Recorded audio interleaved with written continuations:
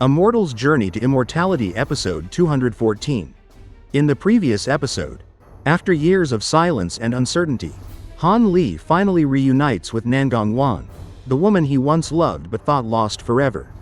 She recounts her long and bitter journey since their parting, her rise to become an elder of the Masked Moon Sect, the political struggles within the Nine Nations Alliance, and her fateful encounter with Wei Lichen, a man of polished manners but corrupt heart.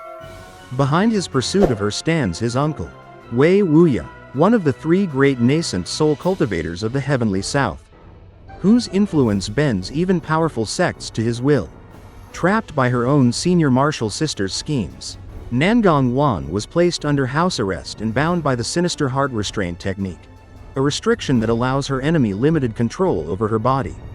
Yet despite these chains, her spirit remains unbroken. When Han Li learns of this betrayal, anger and resolve awaken within him. And the episode 214 continues. Han Li smiled and confidently said, "No matter, let us first see how it goes. If it doesn't succeed, we can make our escape. With me around, I'll be able to bring you out regardless of the restrictions on your body." Nangong Wan studied him for a moment and seemed to realize there was no changing his mind. She bit her lips and said, Fine, although I don't know the full extent of your abilities. Your confidence suggests you are skilled, but there is no need for you to take the initiative to find her. My senior martial sister's residence is layered with powerful restrictions. Instead, I'll draw her here, and then we can use the restrictions to capture her while her guard is down."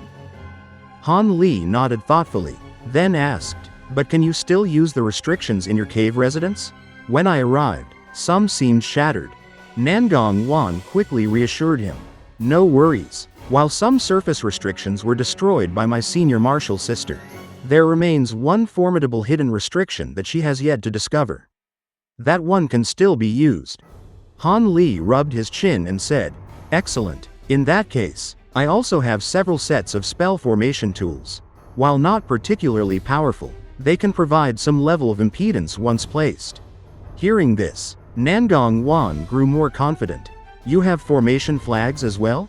Perfect. We cannot delay. I need half a day to remove the restrictions on my body and restore my magic power. You should start placing the spell formations during this time." Han Li pondered for a moment and then asked, "If we restrain your senior martial sister, couldn't you take control of the Masked Moon Sect? That would eliminate the need to flee." Nangong Wan shook her head in surprise. "That's impossible. Apart from my senior martial sister, there is another nascent soul cultivator. Though our relationship is good, he would never allow me to claim the title of Grand Elder illegitimately.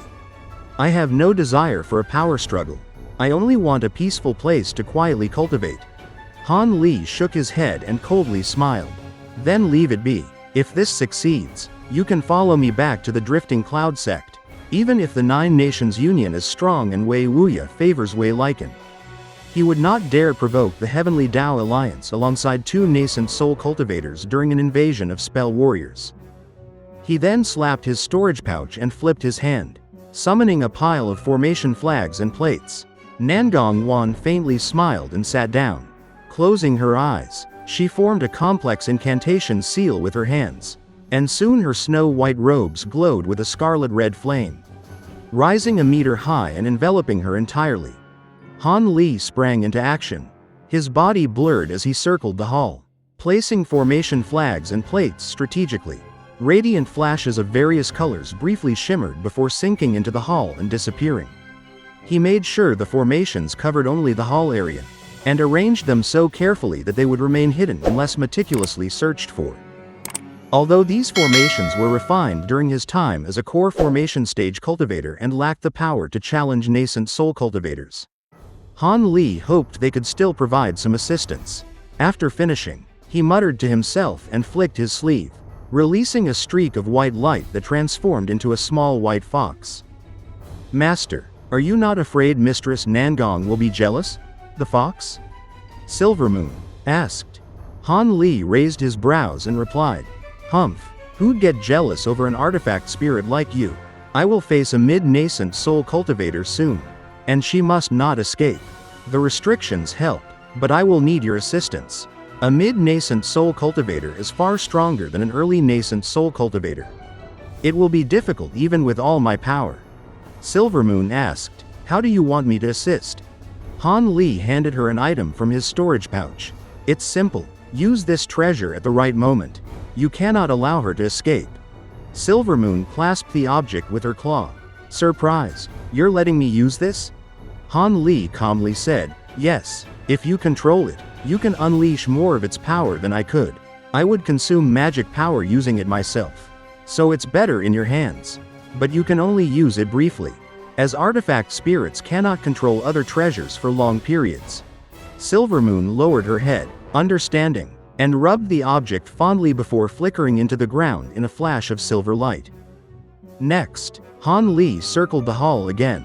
Looking up at the ceiling with inspiration, he tossed his spirit beast pouch into the air, summoning a large swarm of black tainted gold devouring beetles that formed a 3-meter-wide cloud above him. Breathing onto the cloud, he infused it with an azure mist while forming an incantation seal with his hands. The insect cloud buzzed briefly, then transformed into specks of starlight that floated to the ceiling and disappeared, masking their aura completely. Satisfied, Han Li turned to Nangong Wan. The flames around her shifted, forming a round red disc that pulsed strangely, affecting the spiritual qi in the hall and causing it to become restless. Han Li frowned and quickly struck a nearby stone pillar with a spell seal, creating a layer of azure barrier around Nangong Wan. The spiritual qi returned to normal. He then summoned a straw chair and sat across from her, silently gazing at her captivating face. Lost in her beauty for a moment, he became entranced, until his figure abruptly vanished. Outside the hall, a woman spying on them was alarmed, hearing Han Li's calm voice behind her. She froze. "Why are you spying on us? Are you not afraid your martial ancestor will rebuke you?" Han Li asked. The yellow-robed woman stammered. I wasn't spying. Martial ancestor hasn't emerged, and I was worried." Han Li's gaze was cold. "If you only wished to look, why hide so thoroughly? You even used a high-grade concealing spirit talisman. How did a mere foundation establishment cultivator like you get it?" The woman hesitated. There is no need to explain further." Han Li interrupted. "You will follow me back. Your martial ancestor will decide your fate." Fearful, she attempted to flee, flashing down the corridor, but after traveling about 30 meters, a nearby wall emitted a cloud of pink mist that enveloped her. The light surrounding her scattered, her body swayed, and she collapsed. In a flicker of yellow light, Silvermoon emerged from the wall and gracefully shook her tail several times before walking up to the young woman with a smile. And that wraps up this episode. In this part, we saw Han Li and Nangong Wan meticulously prepare an ambush against her senior martial sister.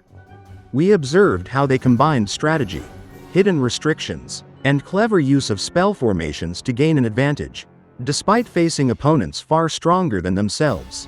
Han Li's ingenuity was on full display as he carefully placed formation flags and plates throughout the hall, ensuring that they were both powerful enough to create obstacles and hidden enough to avoid detection.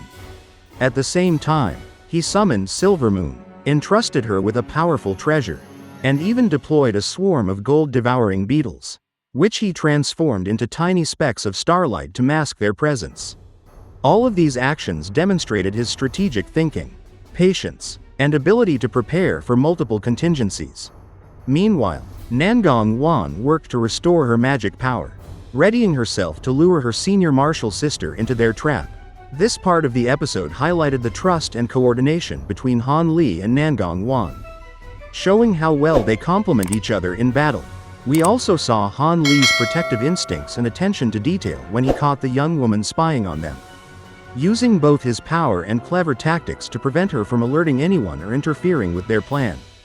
It was a clear reminder that even a mid-nascent soul cultivator, or a seemingly minor obstacle, must be approached carefully to maintain the upper hand. Overall, this episode demonstrates the importance of strategy over raw power, the effective use of preparation and resources, and the patience required when facing stronger opponents. It also gives us a deeper understanding of Han Li's character, his intelligence, caution, and commitment to protecting those he trusts. all while remaining calm and confident under pressure. If you enjoyed this episode or found it exciting, don't forget to like the video and subscribe to the channel so you can stay up to date with the latest episodes following Han Li's journey. Thank you so much for watching, and we look forward to seeing you again in the next episodes to witness more of his adventures and clever strategies.